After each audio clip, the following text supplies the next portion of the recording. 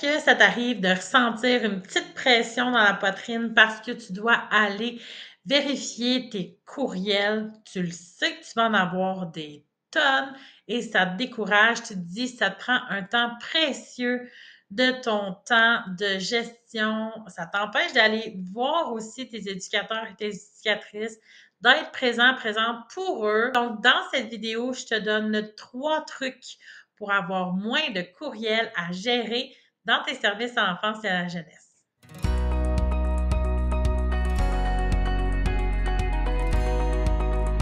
Je m'appelle Marilyn Tauvette et je suis coach en leadership d'équipe spécialisée en petite enfance.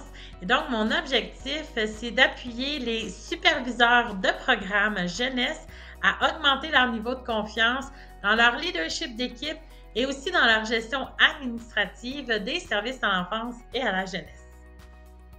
Je profite de cette vidéo pour te partager un guide gratuit sur la gestion de temps dans les programmes des services à l'enfance et à la jeunesse.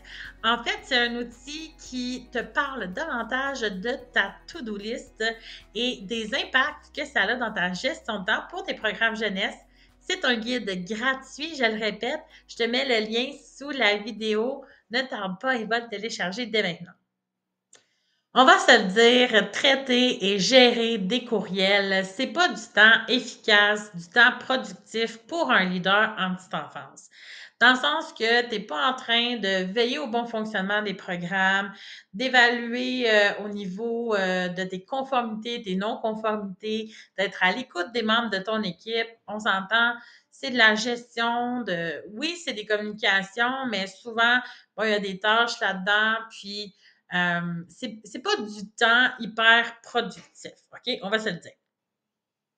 Donc, je te propose de changer un tout petit peu tes habitudes pour avoir moins de courriels à gérer dans ton service à l'enfance.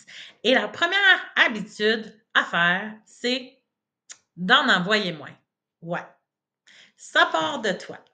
Donc, il faut voir un petit peu pourquoi tu écris ton courriel puis à quoi il sert. Donc, c'est important d'avoir un objectif clair et précis pour pouvoir envoyer un courriel. Parce qu'il y a certains types d'informations, ça va être beaucoup plus efficace de le dire en personne ou dans un chat d'équipe que par courriel.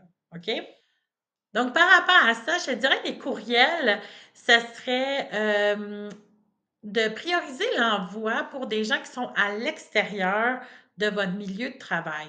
Donc, ceux qui sont dans ton équipe proche, tes éducateurs, tes éducatrices, ça serait vraiment favorable d'avoir un autre canal de communication que les courriels pour diminuer ce qu'il y a dans ta boîte, puis d'avoir davantage des discussions virtuelles avec les membres de ton équipe. Donc, par des canaux comme le Teams ou certains vont utiliser Snapchat.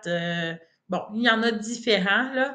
Mais c'est plus avantageux aussi parce que quand c'est de l'information qu'on donne et tout, il peut y avoir un effet de groupe dans le sens que ça n'a pas toujours, tu sais, tu vas voir dans les communications, c'est pas toujours toi qui va, ben, tu as la réponse, mais certains autres membres de l'équipe pourront aussi venir en aide à leurs collègues en donnant la bonne réponse quand c'est un échange d'informations. Donc, ça amène à donner un petit peu de leadership aussi dans l'équipe, dans cette conversation-là, versus, tu sais, dans le courriel, si c'est pas un répondre à tous, puis même à ça, là, tout le monde va avoir une grande quantité de courriels, c'est beaucoup moins efficace.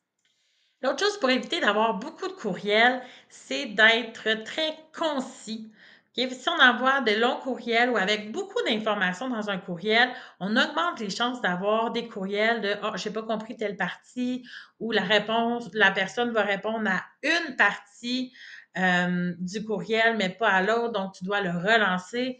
Bref, il faut être clair et concis. Donc, d'avoir un objectif avec vraiment de mettre dans l'onglet, là, c'est quoi l'objet, vraiment l'essentiel de c'est quoi que ce courriel-là va traiter, puis d'avoir maximum une ou deux choses dans le courriel qu'on transmet.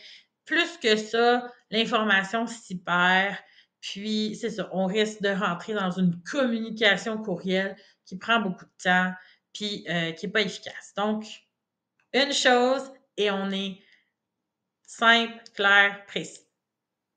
Donc, troisième et dernier truc pour diminuer le nombre de courriels que tu vas avoir, c'est de ne pas faire de gestion par courriel. Ce que je veux dire par là, c'est, tu sais, la gestion de tâches, ça ne devrait pas être par courriel. Encore là, ça va faire des va-et-vient et tout. Ce serait préférable d'utiliser des outils de gestion de tâches que vous pouvez partager avec les membres de votre équipe, puis mettre directement les documents dedans. Ça va être plus productif. Quand je dis aussi gestion, c'est par exemple la prise de rendez-vous. Essayez de faire ça de façon plus automatique. Ça peut être gagnant. Il y a des logiciels gratuits, comme par exemple Calendly, puis il y en a d'autres là, où tu peux avoir, si tu as un événement, c'est totalement gratuit.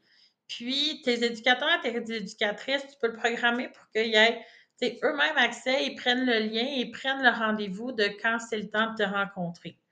Ou, tu sais, ça peut être la même chose quand tu as des personnes à l'extérieur de ton bureau qui cherchent un temps pour avoir une rencontre avec toi, bien, leur envoyer le lien de ton calendrier pour qu'ils puissent eux-mêmes prendre rendez-vous. C'est aussi, ça peut être une possibilité pour te faire gagner du temps et d'avoir moins de courriels à gérer. Donc, ce que tu as à retenir pour ce troisième truc, c'est la gestion par courriel, c'est non. Avant de terminer la vidéo, je te rappelle qu'il y a le guide gratuit sur la gestion de temps et des priorités que je souhaite te partager. Le lien est sous la vidéo. N'hésite pas à le faire. Et finalement, je te demande, lequel de ces trois trucs voudras-tu mettre en pratique? Écris-moi-le dans les commentaires et va t'abonner à ma page YouTube. Bye!